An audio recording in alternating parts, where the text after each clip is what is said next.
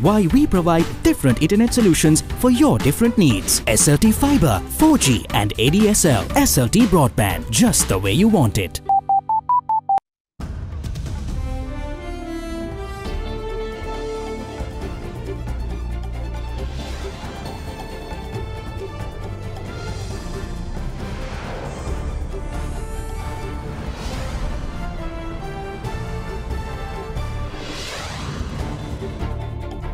Tonight, checks and balance. The President appoints a commission of inquiry to probe corruption over the last 3 years.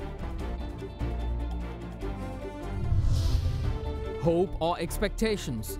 TNA seems confident that the new constitution will come to fruition.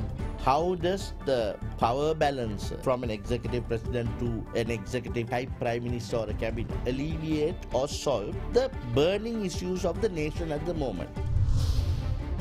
Possible polls. The Election Commission points to the previous electoral system as their solution for delayed polls. And clinging on, Theresa May's government just about survives a no-confident vote, says will speak with other parties to come up with a better plan for Brexit. But we must find solutions that are negotiable and command sufficient support in this House. Tonight, Thursday, the 17th of January 2019. From Ada Derana. Smart Android තාක්ෂණයෙන් එන සිංග විස්ටා TV එකක් මිලදී ගන්නා ඔබට හිත පිරෙන්න වාසි රැසක් ඕනෑම සිංග ප්‍රදර්ශනාගාරයකින්. This is Ada Derana First at 9 with Ndivari Amuwata and Mahesh Jani. Live from Studio 24 in Colombo.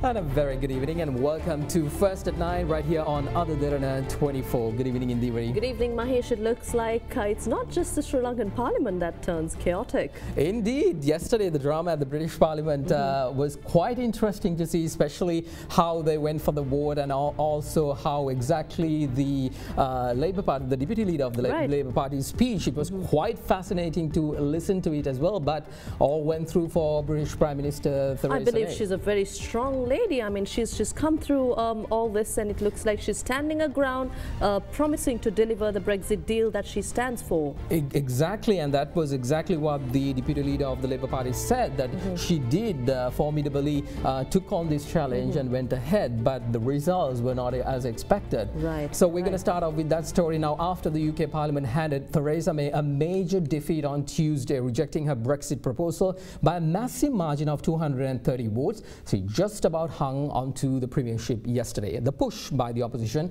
and Labour Party leader to oust her government was expected to fail. But given the fact May's government won the vote of confidence with a slender margin of 19, it was a case of touch and go. Experts say that the result of the vote gives the government a clear mandate to press ahead.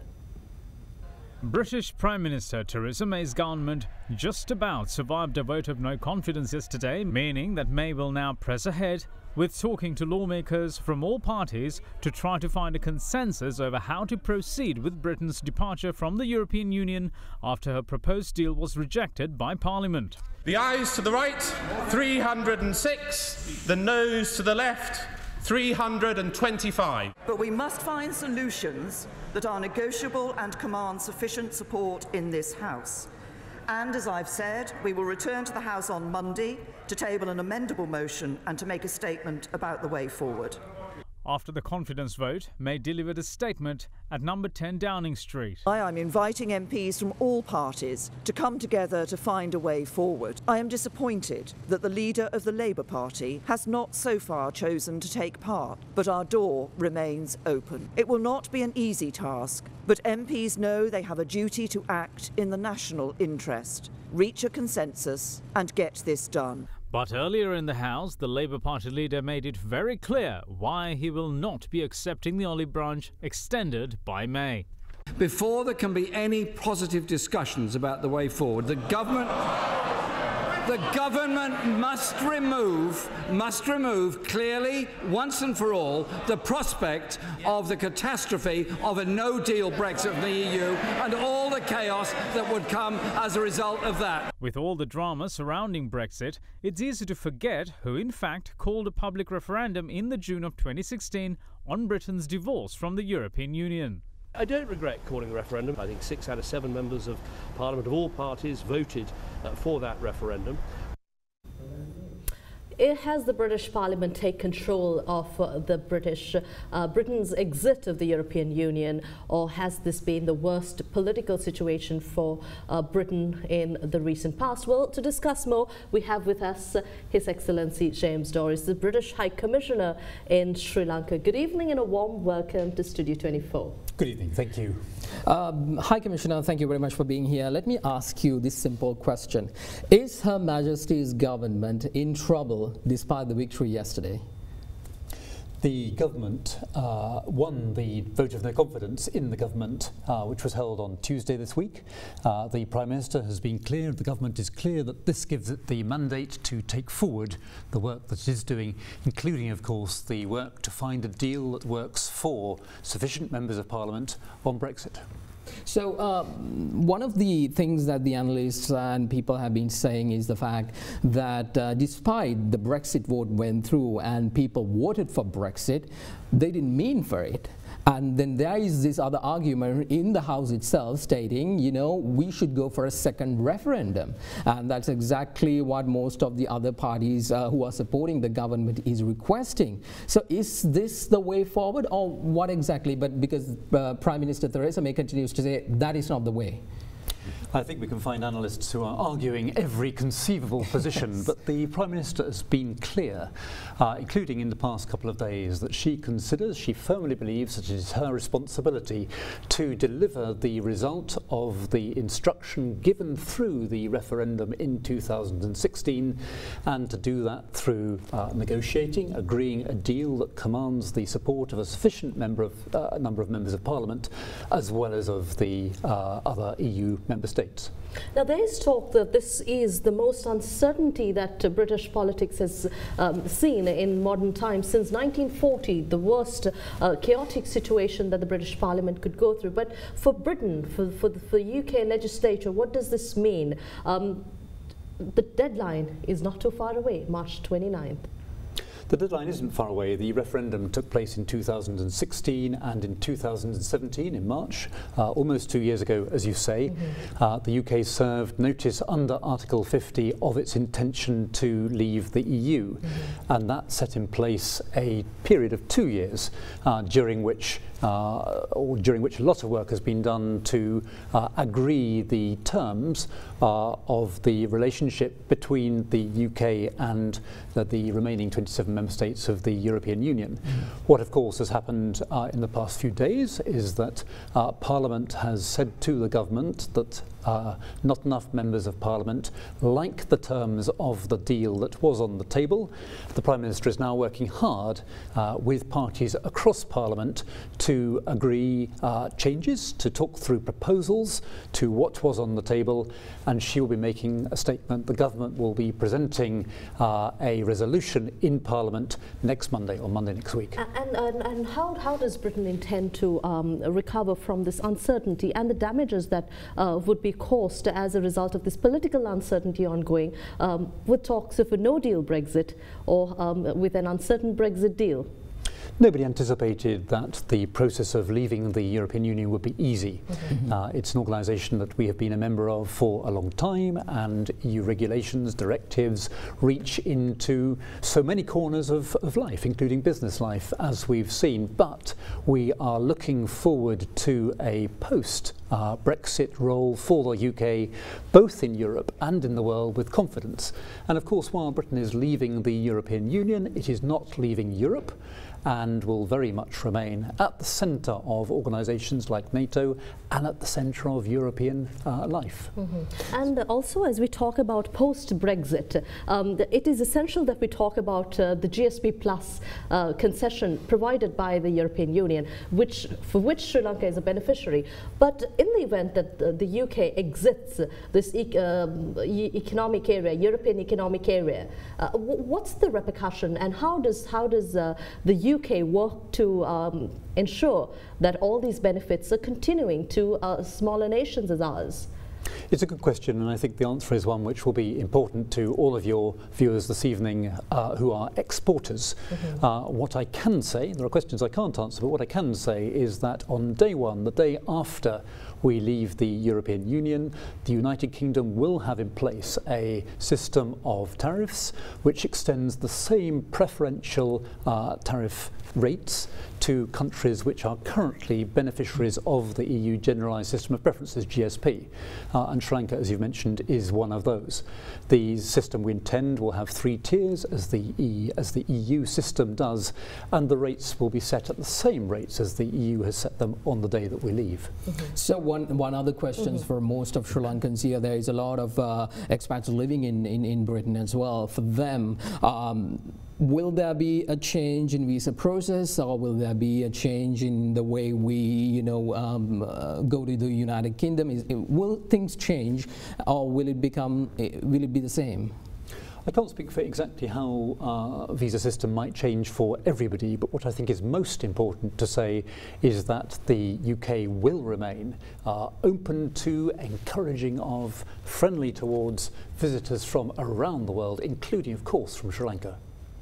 Right, and also I'd like to stress on discussing finally on Sri Lanka-UK relations and most importantly trade. Will there be any impact on trade relations? Because we are looking at expanding exports from Sri Lanka to the UK and also for a larger concession from the United Kingdom for Sri Lanka.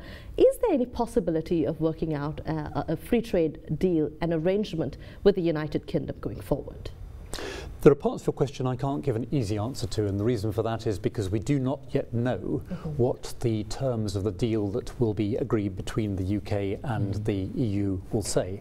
What I can say with confidence is that the UK will remain very open to business, that we will continue to promote free trade, a rules-based international system of trade around the world. Right, thank you very much, High Commissioner, for your time here at our studios. We had with us the British High Commissioner in Sri Lanka, His Excellency James Doris, joining us on First at 9. Thank you. Thank you, sir. All right, let's move on with the other stories we have for you tonight. President Maithripala Sirisena, who is currently in the Philippines on a 4-day state visit, lauded that he called the war on drugs launched by President Rodrigo Duterte. Addressing a banquet hosted at President Duterte's official residence last evening, the Sri Lankan head of state said the Philippines is exemplary in how it combats drugs. Meanwhile, President Sirisena also visited the headquarters of the Asian Development Bank in Manila and met its president, Tauku Hiko Naku. During the meeting, a loan to the tune of $445 million to Sri Lanka was agreed. Upon President Maithripala Sirisena's visit to the headquarters of the Asian Development Bank, the president of the ADB agreed to provide $455 million to Sri Lanka for its 3 major projects. It includes a $300 million sum for the Port Access Elevated Highway project and $145 million for a project based on science and technology and human resource development in Sri Lanka, as well as $10 million to provide technical assistance for an urban preparatory facility project. Sir. Meanwhile, President of the Philippines Rodrigo Duterte hosted a dinner for his Sri Lankan counterpart at his official residence Malacanang Palace last evening. Addressing the banquet, President Maithripala Sirisena praised the Philippines head of state over his war on drugs, saying it sets an example to the entire world. President Sirisena added that it also carries significance to himself. He went on to say that the drug menace is rampant in Sri Lanka and that the country should follow in the footsteps of President Duterte in attempting to eliminate the hazard. President Sirisena certainly qualifies as a true friend of the Philippines. We look forward to a future of significant broadening and deepening of our ties.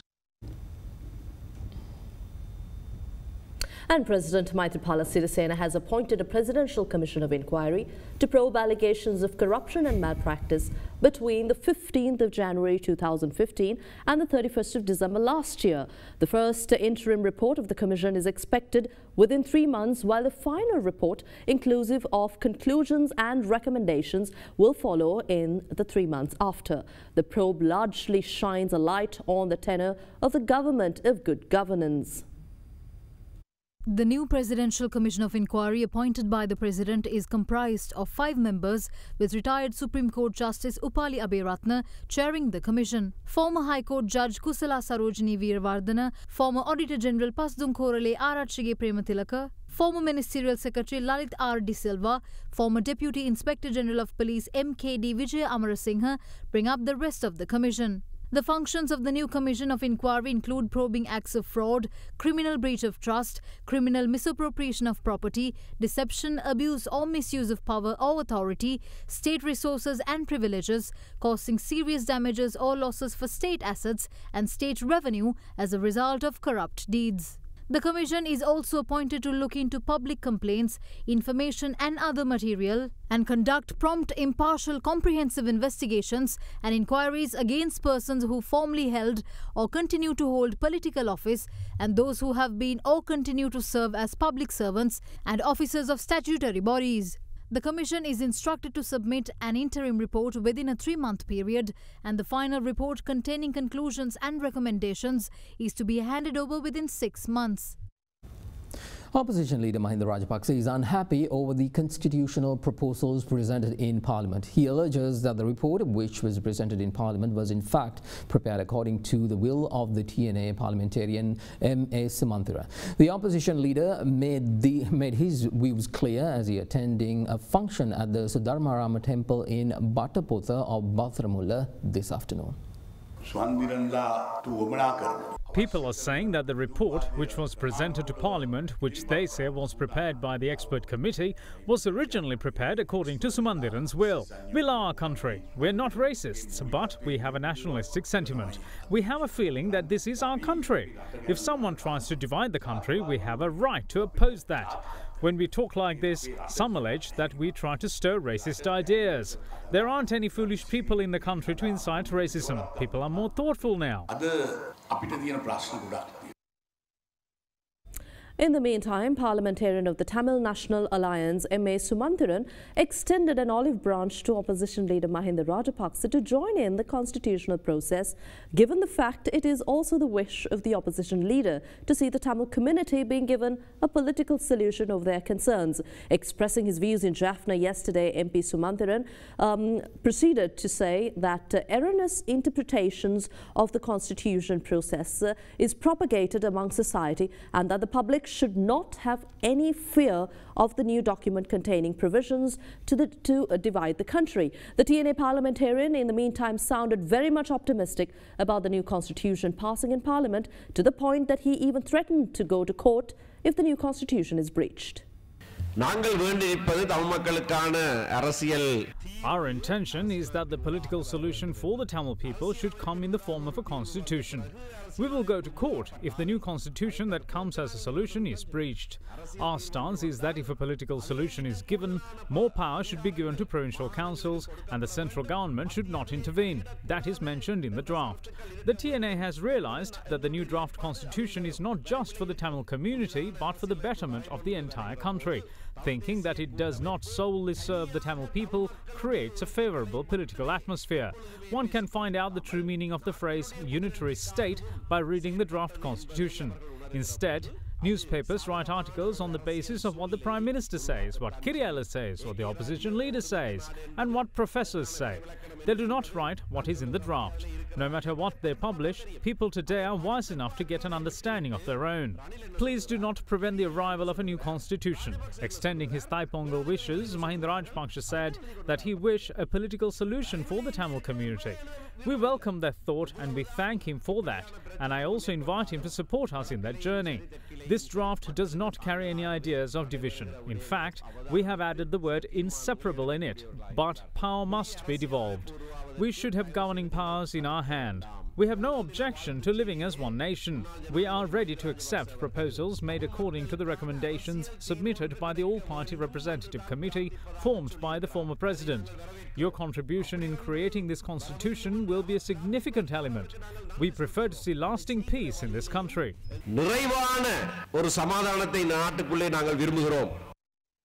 Well, given the political process surrounding the introduction of a new constitution, Attorney-at-Law Krishma Varanasuriya is perplexed by the paradoxical remarks expressed by the very same parties who are championing the formation of the new document. Speaking to First at 9 on the subject, Varanasuriya went on to question the understanding behind the move to introduce a new constitution in a backdrop where there are more burning issues in the country, where people struggle for a better quality of life. What the need is for a immediate constitutional amendment. The main crux of the argument appears to be a transfer of executive power from an executive president to a prime minister and a cabinet, and some to parliament. Now, my first question is that the immediate crying need of the country? How does the power balances from between one organ of government to another alleviate or solve the burning issues of the nation at the moment? Will that allow you to have a reasonably happy livelihood? I believe that there are other burning issues of state rather than a constitutional amendment that only appears to cater to the political need or want of certain members of parliament and those in political office. Is this all politicians are interested in? If the discussion is with regard to a constitutional amendment, then there has to be a draft. Now, my learned friend, Mr. Wickramasinghe, the incumbent Honourable Prime Minister, has stated unequivocally that what is being proposed in Parliament is only a draft proposal and a report and not a constitutional amendment draft. It is also reported, Mr. Sumandiran has been reported to have stated elsewhere that the constitutional amendments have sought to alleviate the issues that they've been having. So now there appears to be a paradox or a dichotomy of what is being stated by the same parties that are mooting this so-called constitutional amendment. If it is not a constitutional amendment but a report, then the question is, what have all these millions of rupees being spent on a panel of so-called experts that apparently have not been even perused or vetted by any parliamentary committee or approved by them? Certainly, if executive power that we have by a separate vote given to an executive president is being permitted to be amended by any constitutional amendment, it must go before the people at a referendum, and the Supreme Court consistently taken up that position in several determinations that what the people have given to one branch of government cannot be alienated or removed or transferred to any other in any other manner other than by an express approval of the people. Prime Minister Ranil Wickramasinghe is of the view that some of the money spent on infrastructure development following the conclusion of the war was wasted and it could have been put to better use. The Premier highlighted the lack of prudence in post-war investments at an inauguration ceremony today. Prime Minister Ranil Wickramasinghe today was in Ratnapura to unveil the newly built medical faculty at the University of Sabaragamuwa. Before that, however, he took time to name the Ratnapura General Hospital as a teaching hospital. The Premier then unveiled the new medical faculty built in Hidallana of Kuruta.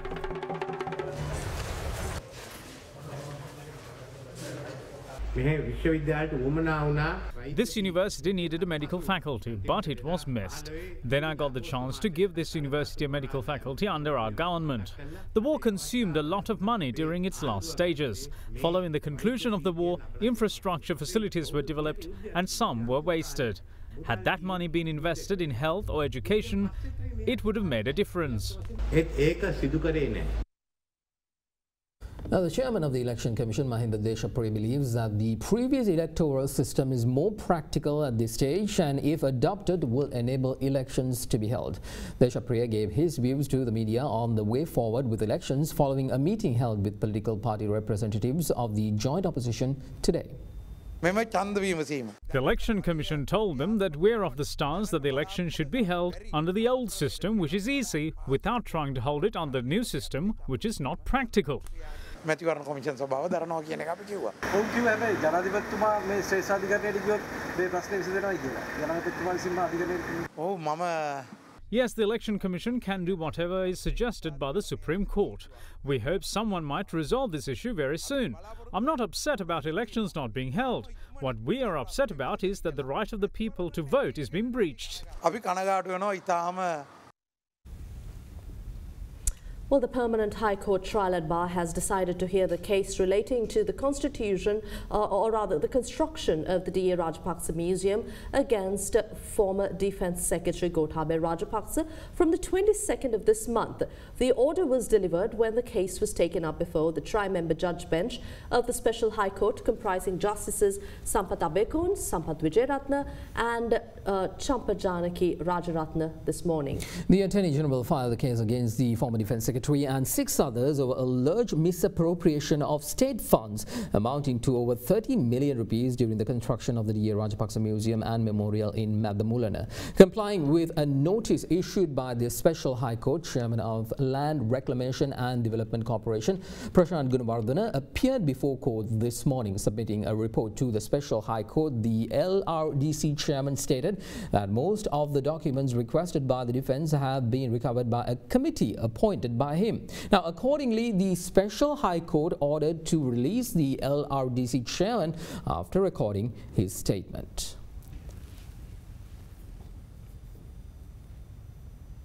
Well, there is some news we want to report to you right now. We are just getting news that an LTTE suspect allegedly involved in the assassination of one of the country's best ever diplomats, late Foreign Minister Lakshman Kadragamar, has been arrested. Now, reports so far say that the arrest was made in Germany. Stay with First at 9. We will have more on that story. Correct. Now, German authorities say that they have arrested a suspected ex-LTTE member alleged to have been involved in this 2005 assassination of Foreign Minister Lakshman Kadragamar. This was in fact reported by foreign media AP, and federal prosecutors said today that police arrested this 39-year-old in southwestern Germany yesterday and searched his home. Indeed. We will follow that story and bring you the very latest as and when we get them.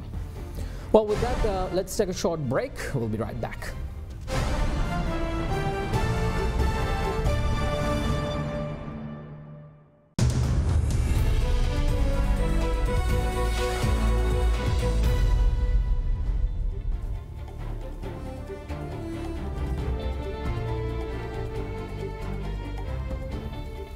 Welcome back, everyone. On to business news. The central bank has subscribed to treasury bills amounting to 90 billion rupees this month at the request of the treasury. Now issuing a communique, the central bank said that the objective of the move is to assist financing needs of the government due to the delay in receiving expected foreign currency financing arrangements as envisaged in the treasury's cash flow for the month of January this year. The communique goes on to say that having reviewed the macroeconomic consequences of subscribing to T-bills by the CBSL, the government has agreed to reverse part of the transaction in February and the balance during the first quarter of 2019 once the government's borrowing program is brought back on track with realizations of expected financial arrangements.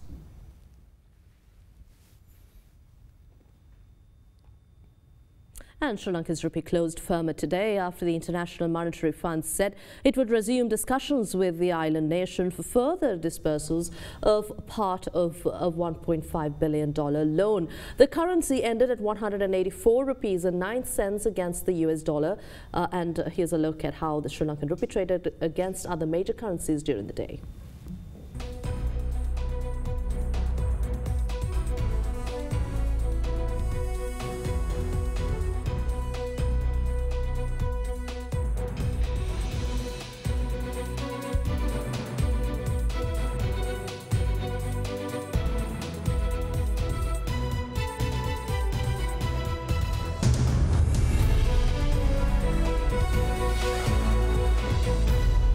Next, we have the latest in sports. Do stay with us.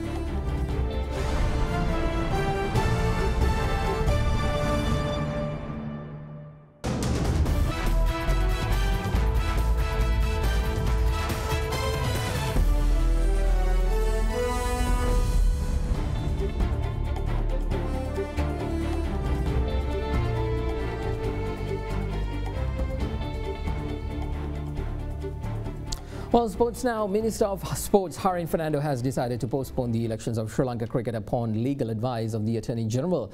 The elections was originally set to be held on the 7th of next month, and it will now be held on the 21st of February.